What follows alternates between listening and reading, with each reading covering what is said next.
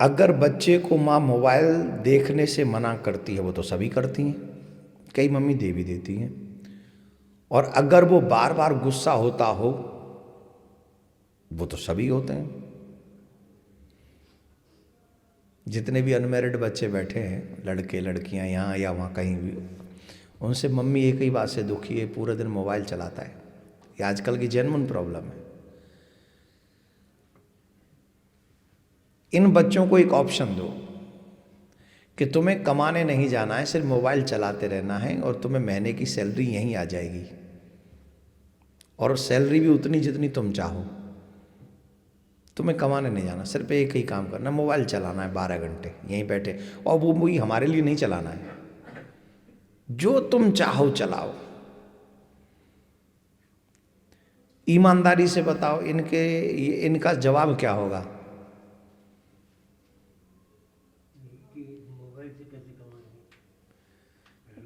जवाब क्या होगा? वो करेंगे कि नहीं करेंगे?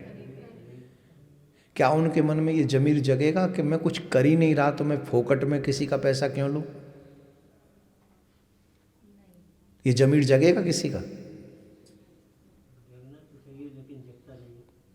जगता नहीं, जगेगा भी नहीं। फोकट में पैसा मिल जाए मोबाइल चलाने से, और मैं तो कह रहा हूं कुछ भी न चला, पड़े पड़े बोले समय पे उठ गए, खा लिया, सो गए, और बोले तुम्हें यही करना है, उतने में तो वो कहेगा मेरे लिए तो ये राम राज्य है, कुछ करना ही नहीं, फोकट का पैसा आ रहा है। अरे भाई, आत्मा कभी तो जमीर जगाओ। हमारे यहाँ कहते हैं बिना कुछ दिए किसी का कुछ भी लेना नहीं चाहिए, नहीं तो ये कर्ज है जो आपको वापस रिटर्न करने के लिए वापस आना पड़ेगा, चाहे गधाई बन के क्यों ना आना पड़े। गिव एंड टेक सिस्टम है। You will have what ever you give, जो दोगे वही मिलेगा।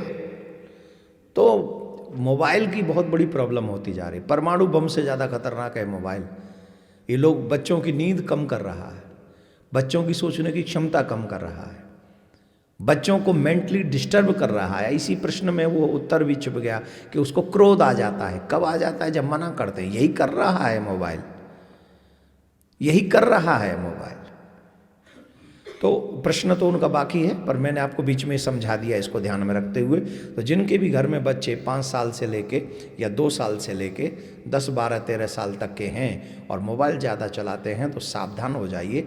इससे आंखें खराब हो रही हैं, इससे माइंड खराब हो रहा है, इससे हेयरिंग खराब हो रहा है, इससे जो है सोचने समझने की बुद्धि क्षमता कम होती जा रही है, इसमें भूलने की आदत पड़ती जा रही है। इतने सारे अवगुण हैं मोबाइल में, और ये मैंने कम गिनवाए हैं, ज़्यादा इससे और भी हैं। आप लोग साइंटिफिकली मैं ये बात बोल रहा हूँ। एक व्यक्ति ने कहा था कि एक हाथ में जलता हुआ अंगारा हो, एक अंगारा हो और एक मोबाइल हो, और इन दोनों में से अगर अपने बच्चे के हाथ में एक रखना बहुत ज़्यादा ज़रूरी हो तो मोबाइल मत रखना, अंगारा रखना। तो कई लोग मुझे गाली देना शुरू कर देंगे, क्या बात है बच्चे के हाथ पे अंगारा रखना है, सुनिए इसको। लेकिन अंगारे की जो घाव है ना, हफ्ते 2 हफ्ते 10 हफ्ते में भर जाएगी, लेकिन मोबाइल के जो घाव हैं वो कभी नहीं भरने वाले। वो जीवन नष्ट कर देते हैं, जीवन को भ्रष्ट कर देते हैं, और मतलब पूछो ही नहीं क्या क्या कर देते हैं। इतना बुरा घाव है मोबाइल का। तो बच्चों को उससे बचा के रखेंगे माँ बाप तो अच्छा ही है। उसे गुस्सा आता है, माँ को क्या उसे समझाना छोड़ देना चाहिए? क्योंकि नहीं मानता तो मुझे भी क्रोध आता है और मेरे चिंतन में बाधा आती है। मैं अष्टयाम का चिंतन करती हूँ, प्रिया प्रीतम की। मैं नहीं चाहती कि बच्चों के या पति के पीछे अपने कल्याण के मार्ग में बाधा डालूं।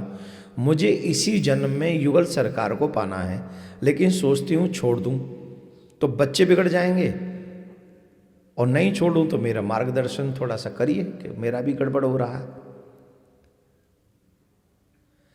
देखिए, मां बनी हो तो मां का धर्म क्या है?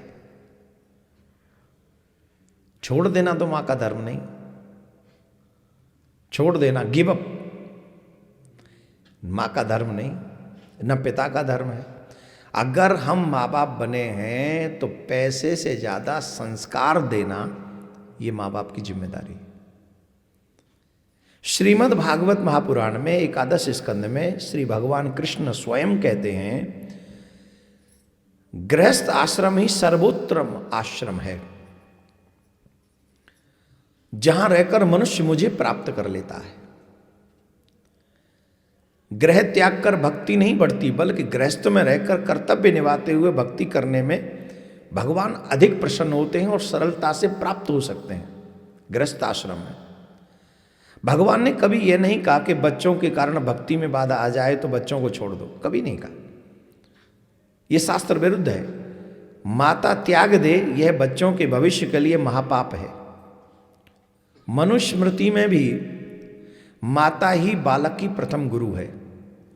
अगर माँ ही बच्चे को छोड़ दे तो बच्चे को मानसिक रूप से तो टूटना ही है, उसे ज्ञान भी नहीं होगा, वो दिग्भ्रम हो जाएगा, वो जीवन भ्रमित हो जाएगा उसका, वो कहीं उचित दिशा नहीं पकड़ पाएगा, उसका भविष्य बिगड़ जाएगा। आत्मग्लानि जीवन भर उसको रहेगी कि मेरी माँ मुझे छोड़ के चली गई, आदि आदि।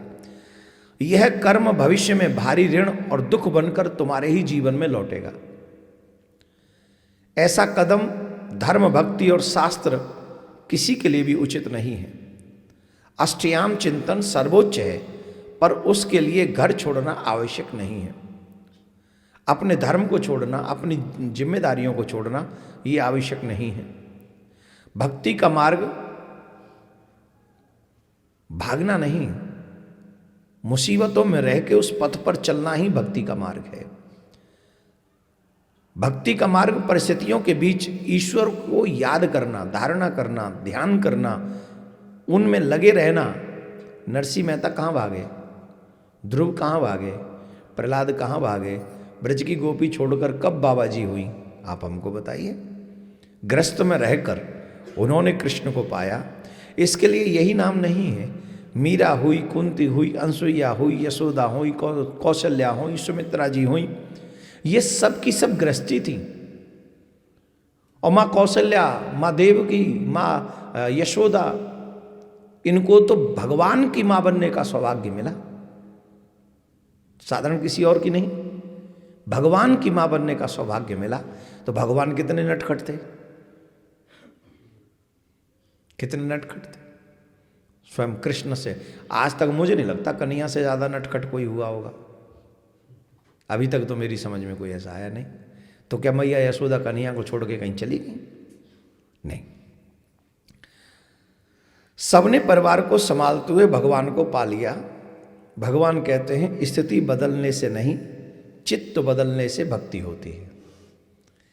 देश में, विदेश में, परदेश में रहो, राधा रमन, राधा रमन, राधा रमन कहो। कंडीशन चाहे जो भी हो, पर ये अच्छा, एक और बात हम यहाँ आपको बता दें, इन बच्चों को भी आप अपना समझोगे तो माया है, और ये बच्चे भी भगवान के हैं तो माया नहीं है। परमात्मा ही पति के रूप में मिले हैं, माया नहीं है। जितना भी हार व्यवहार परिवार दिख रहा है सब भगवान का और है भी भगवान का, यही सच है। यही सच है कि सब भगवान का ही है। तो जब एक ऐसे, इसको ऐसे समझो जैसे घर का मालिक कहीं घर के बाहर गया और किसी चौकीदार को कह के गया कि इस घर की देखभाल करना। अब देखभाल तो तुम्ही को, चौकीदार को ही करनी है।